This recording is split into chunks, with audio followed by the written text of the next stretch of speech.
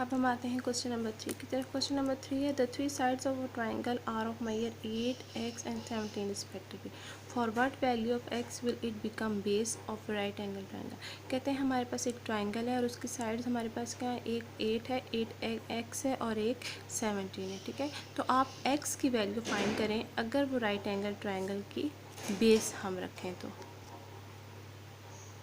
देखें, अब जो हमें क्वेश्चन गिवन है उसमें हमें कहा गया है कि बेस आप क्या रखें, x रखें। ठीक है, हमने बेस को ले लिया x।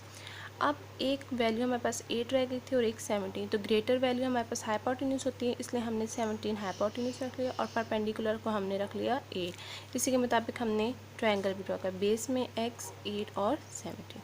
पाइथागोरस थ्योरम के मुताबिक hypotenuse square equals to perpendicular square plus base square. ठीक है, तो हाइपोटेन्यूज स्क्वायर क्या आ जाएगा, 17 स्क्वायर इक्वल्स टू परपेंडिकुलर क्या आ जाएगा, 8 स्क्वायर प्लस बेस क्या आ जाएगा, x स्क्वायर। ठीक है, 17 का स्क्वायर लिया 289, 8 का स्क्वायर लिया 64 और x स्क्वायर साथ एज इट इज।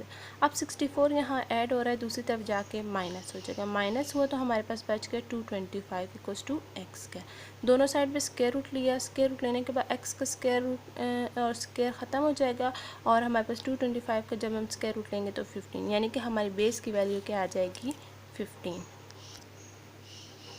अब क्वेश्चन नंबर 4 पे आते हैं। In an isosceles triangle the base measure B C equals to 28 centimetre, measure A B equals to A C equals to 50 centimetre. If A D is perpendicular to B C then find length A D area of triangle A B सी।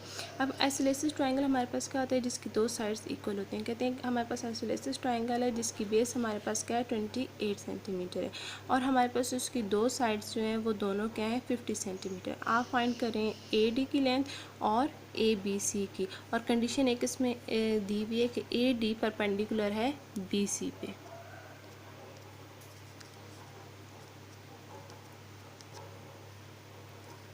देखिए, हमने triangle draw कर लिया। ठीक है, इसके मुताबिक triangle जो draw किया उसमें हमारे पास जो ए बी और ए सी थे वो हमारे पास इक्वल थे, 50 सेंटीमीटर हमने ड्रा कर लिया, और बी सी जो बेस थी हमने क्या कर ली, वो 28 सेंटीमीटर ड्रा कर ली।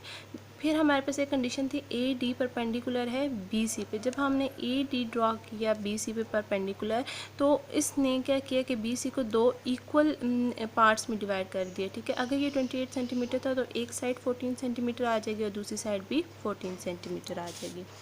अब हमारे पास देखें तो हमने जो गिवन वैल्यूज़ थी वो लिख ली। अब हमने ए डी फाइंड करना है और एरिया फाइंड करना है। ठीक है, ए डी फाइंड करने के लिए हम या तो ये ट्रायंगल लेंगे या ये ट्रायंगल लेंगे, आप लोगों की मर्ज़ी, आप लोग कौन सा ट्रायंगल लेते हैं। मैंने ट्रायंगल ले लिया है ए बी और डी। ठीक है, इसमें देखें तो ए बी 50 सेंटीमीटर है और बी डी हमारे पास क्या है, 14 सेंटीमीटर, और हमने फाइंड करना है ए डी। पाइथागोरस थ्योरम लगाते हैं, हाइपोटेन्यूज स्क्वायर, ठीक है, ए बी स्क्वायर फिर perpendicular square plus base square आ जाएगा। यहाँ पे ए बी हमारे पास है 50 square equals to 14 square plus A D की जगह हमने ये फाइंड करना है, इसकी वैल्यू कोई नहीं।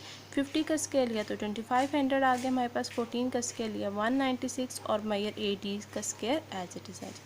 196 इधर प्लस हो रहा है, इधर आके माइनस हो जाएगा हमारे पास, 2500 माइनस 196 किया हमने। ठीक है, और ए डी का स्क्वायर एज इट इज़ आ जाएगा। जब हमने उनको माइनस किया तो हमारे पास आ गया 2304, यानी कि 2304 सेंटीमीटर स्क्वायर और ए डी स्क्वायर। अब इस स्क्वायर को ख़त्म करने के लिए दोनों साइड में हमने स्क्वायर रूट ले लिया। स्क्वायर रूट लेने के बाद यहाँ पे ए डी रह गया, और यहाँ पे जब हमने इस चीज़ का स्क्वायर रूट लिया 2304 का, आप कैलकुलेटर से भी ले सकते हैं डायरेक्ट, तो वो हमारे पास आ जाएगा 48 सेंटीमीटर स्क्वायर।